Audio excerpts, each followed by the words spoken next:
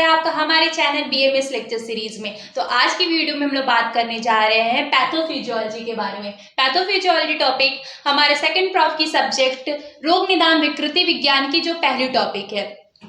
तो बात करते हैं पैथोफिजियोलॉजी। पैथोफिजियोलॉजी कहने से ही इसमें दो वर्ड आपको दिख रहे हैं, पहली पैथोलॉजी और दूसरी फिजियोलॉजी।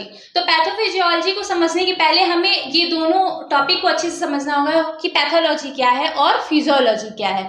ठीक है, पैथोलॉजी क्या है? Deals with the study of structure and the function changes in cell and tissue and organ of the body. यानी कि हमारे जो बॉडी की टिश्यू या फिर ऑर्गन लेवल या फिर सेल लेवल पे जो भी चेंजेस हो रही है, उनके वजह से कोई डिजीज हो रही है, उसको पैथोलॉजी के अंडर रखते हैं, यानी कि उसको पैथोलॉजी कहते हैं। और दूसरी टॉपिक फिजियोलॉजी। फिजियोलॉजी क्या होती है? Physiology deals with the function, mechanism and activities of organism at the cellular और ऑर्गन सिस्टम लेवल। यानी कि सेल या फिर टिश्यू या फिर ऑर्गन सिस्टम लेवल पे उनकी फंक्शन क्या है।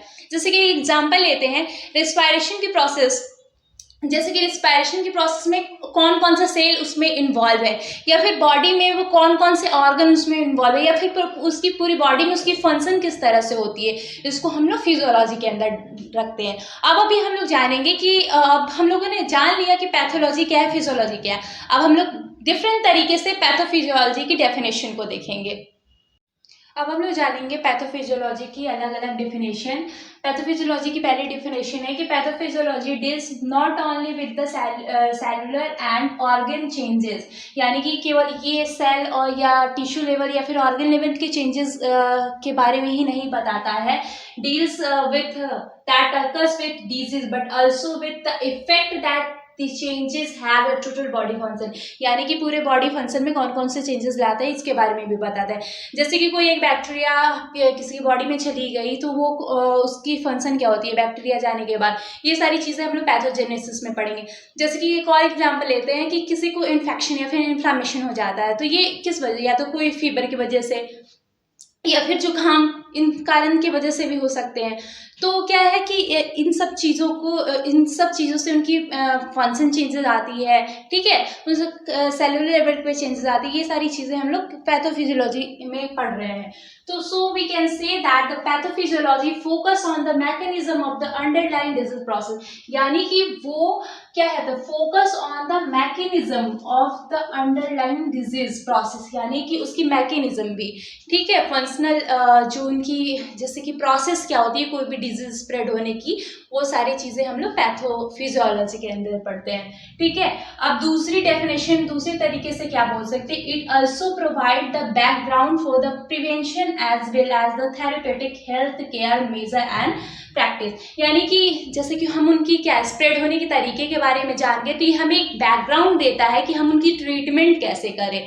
ठीक है, पैथोफिजियोलॉजी से क्या होता है कि हम लोग उनकी फंक्शन तो जान गए, तो उससे क्या होता है कि हम लोग उनकी जो क्या होती है उसको थेरेपेटिक कैसे दें। क्योंकि उसके जैसे एक और एग्जाम्पल ले लेते हैं। जैसे कि अभी कुछ दिन पहले कोविड-19 आई थी, तो कोविड-19 जो थी तो साइंटिस्ट ने पता किया कि ये कोरोना वायरस की वजह से हो रही है। ठीक है, कोरोना वायरस की वजह से हो रही है, तो उसकी जो स्प्रेड किस तरीके से हो रही है, किस मेथड से हो रही है, ये सारी चीज़ें हम लोगों ने जानी थी कि ये सब किस वजह से हुए, ये पैथोफिजियोलॉजी की वजह से हुए, किस तरह स्प्रेड हो रही है। देन उसके बाद एक और डेफिनेशन पढ़ लेते हैं। Pathophysiology does not deals directly with the treatment of the disease. यानी कि वो सीधे उनकी कोई भी डिजीज है, जैसे कि कोई भी टीबी हो गई या फिर डेंगू हो गया, तो वो सीधे वो ट्रीटमेंट को डील नहीं करती है, बल्कि explain the process within the body that result in the sign and symptom of the disease। यानी कि वो उनके किसी भी डिजीज के साइन और सिम्टम को भी बताती है, कि केवल ट्रीटमेंट को डील नहीं करती है। जैसे कि डेंगू किस प्रकार फैला बॉडी में, उसकी प्रोसेस क्या हुई, ठीक है, कौन से सेल, टिश्यू, ऑर्गन, ये सारी चीज़ें की एक प्रोसेस बताती है पैथोफिजियोलॉजी। लास्टली एक और एग्जाम्पल है या फिर डेफिनेशन है। Simply pathophysiology means study of the nature and the causes of disease, the result of the disease in the body. यानी कि जो पैथोफिजियोलॉजी है वो क्या करती है? Study of the nature and the causes of the disease.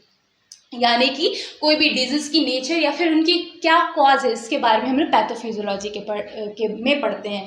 ठीक है, पैथोफिजियोलॉजी की जो बेसिक डेफिनेशन थी वो हम लोगों ने आज के वीडियो में बात की, जैसे कि जो पैथोफिजियोलॉजी है कैसे होती है, कैसे वो सेल से, टिश्यू से, फिर ऑर्गन से कैसे उनकी प्रोसेस चलती रहती है, ये सारी चीज़ें हम लोगों ने पैथोफिजियोलॉजी में पढ़ी।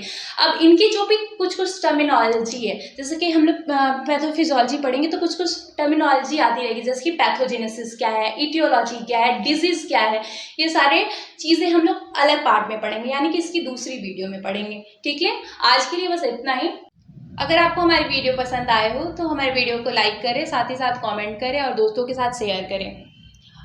और भी वीडियोस के लिए आप हमारे यूट्यूब चैनल को सब्सक्राइब करें। इसके साथ साथ हमारी application BMS lecture series Varanasi जो प्ले स्टोर पे अवेलेबल है, जिसकी लिंक डिस्क्रिप्शन में दी हुई है, तो आप जाके उसको डाउनलोड कर सकते हैं। धन्यवाद।